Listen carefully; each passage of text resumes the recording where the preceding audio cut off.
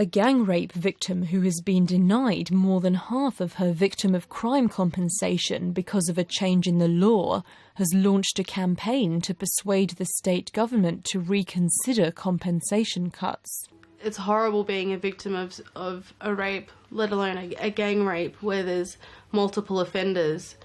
Oh, I can hear them laughing in my dreams every night, laughing at me.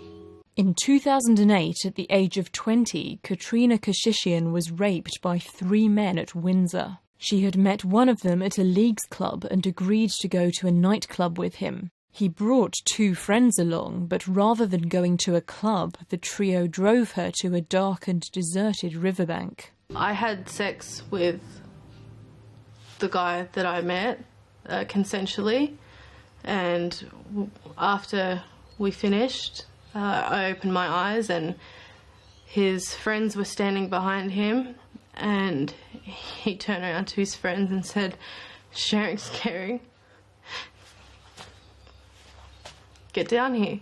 And that's when the other 2 took turns at raping me.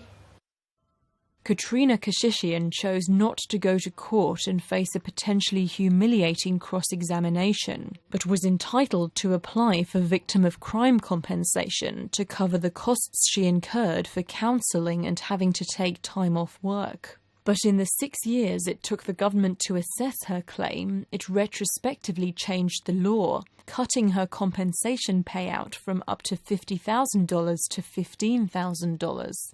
The New South Wales Attorney General says governments agonise over decisions about which compensation schemes to cut. It's awful, and it's almost unbelievable that there can be animals out there that do these sorts of things to people.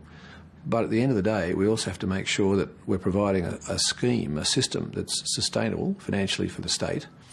To me, it says that the government doesn't care about victims. All it cares about is money, saving some money. Katrina Kashishian has started an online petition calling on the state government to reassess compensation payments for her and more than 20,000 other victims of crime whose payouts were affected by the retrospective law change last year.